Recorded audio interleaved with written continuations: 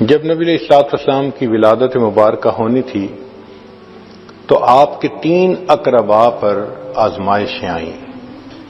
سب سے پہلے دادا پر آزمائش آئی، انعام ملنا تھا نا، تو انعام سے پہلے آزمائش ضروری۔ دادا ان کا نام شیبہ تھا، والد فوت ہو گئے تھے، تو ان کی والدہ ان کو لے کر مدینہ طیبہ آ گئی تھیں۔ والدہ کا نام سلمہ تھا، وہ اپنے میکے آ گئی تھیں۔ شیبہ ان کو اس لیے کہا گیا کہ جب وہ پیدا ہوئے تو ان کے کچھ بال سفید تھے پیدائشی طور پہ، تو بوڑھے کو شیبہ کہتے ہیں، تو ان کا نام شیبہ پڑ گیا۔ جب والد کی وفات کے بعد مدینہ طیبہ میں وہ رہنے لگے تو بہت ہی غربت کے حالات تھے۔ جس کا باپ نہیں ہوتا اس کا خیال رکھنے والا کوئی نہیں ہوتا۔ چنانچہ مکہ مکرمہ کا ایک آدمی مدینہ طیبہ گیا تو اس نے چند نوجوانوں کو تیر اندازی کرتے دیکھا۔ ان میں سے ایک ایسا تھا کہ جب تیر لگاتا نشانے پہ لگتا، اور وہ بڑے ترنگ میں کہتا، فخر سے کہتا، میرا تیر نشانے پہ لگنا ہے، میں فلاں کی اولاد ہوں۔ اس نے پوچھا یہ کون ہے؟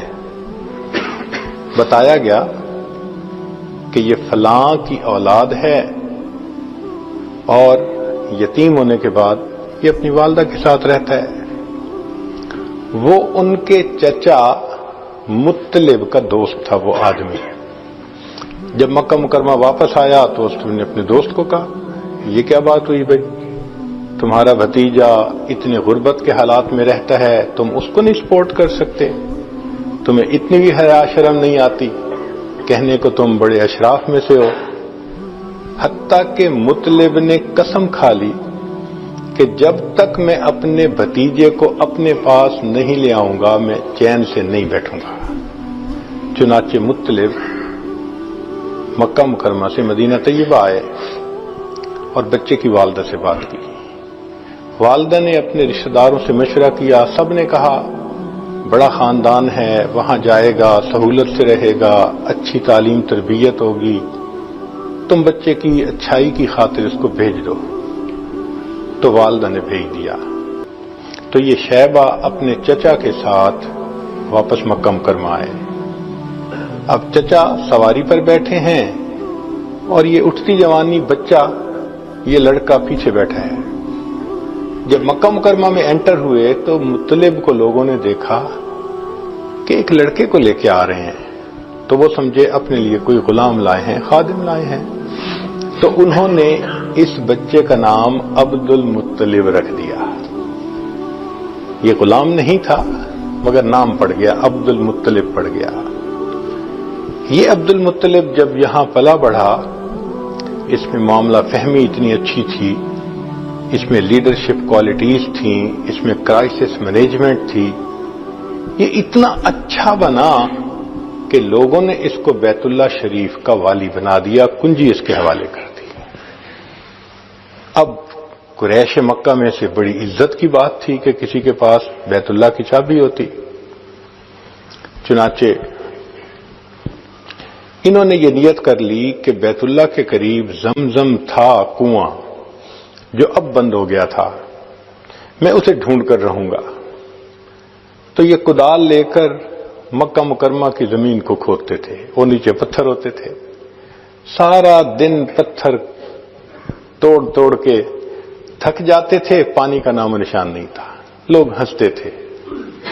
انہوں نے منت مان لی کہ میرے 11 بیٹے ہیں، اور اگر مجھے زمزم مل گیا تو ان میں سے ایک بچے کو میں اللہ کے نام پہ قربان کر دوں گا۔ اللہ کی شان، ایک وہ دن آیا کہ جب ان کو زمزم مل گیا، چٹان تھی وہ ٹوٹی اور نیچے سے کنواں، تو ابراہیم علیہ السلام کے بیٹے اسماعیل علیہ السلام کی وجہ سے جو کنواں چشمہ برآمد ہوا تھا اس کا پانی دوبارہ آ گیا۔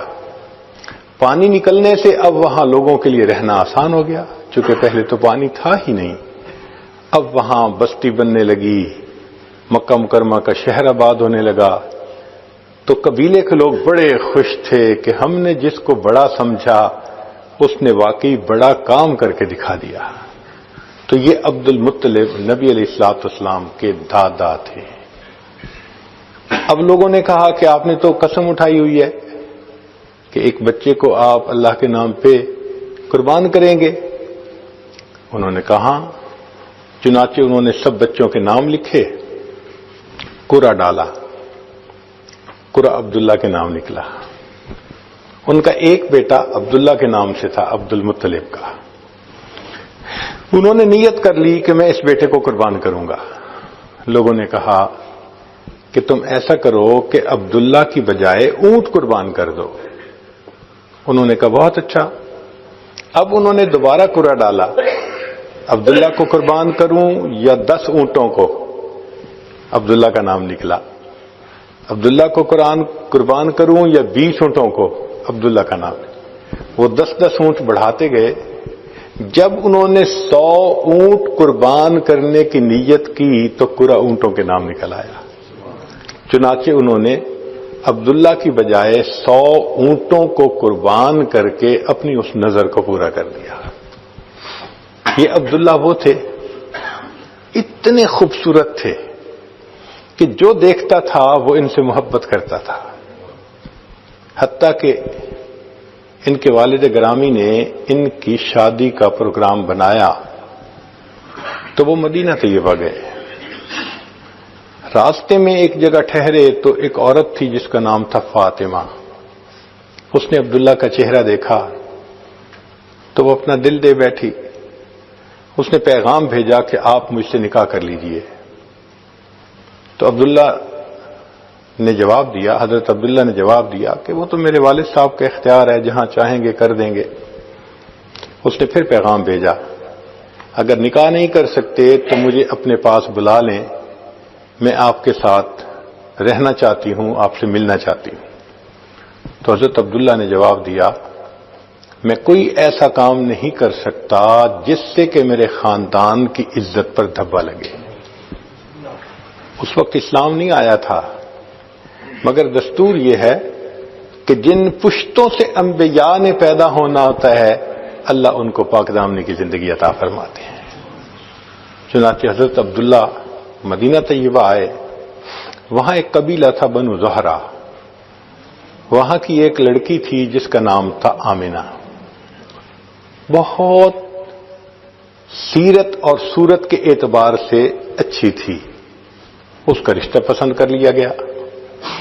جس وقت شادی طے ہوئی تھی اس وقت حضرت عبداللہ کی عمر 17 سال سے کچھ اوپر تھی اور آمنہ کی عمر 2 سال چھوٹی تھی. شادی ہو گئی. شادی ہونے کے بعد اللہ کی شان کے آمنہ امید سے ہو گئی. اب ابتدائی مہینے تھے.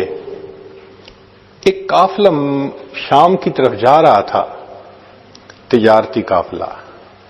تو حضرت عبداللہ کو مشورہ دیا سب نے, نوجوان ہیں, آپ بھی تجارتی قافلے کے ساتھ جائیں, کچھ مال لائیں, پروفٹ ہوگا تو اچھا ہوگا. تو حضرت عبداللہ نے بھی جانے کا ارادہ کر لیا. اب شادی کے ابتدائی مہینوں میں میاں بیوی کی یہ جدائی یہ دلوں کے اوپر بہت بوجھ تھی. چنانچہ جب حضرت عبداللہ نے جانا تھا تو بی بی آمنہ بہت اداس تھی. جب ان کو چھوڑنے کے لیے دروازے تک آئیں تو حضرت عبداللہ نے ان کا دل رکھنے کے لیے کہا, میں تجارت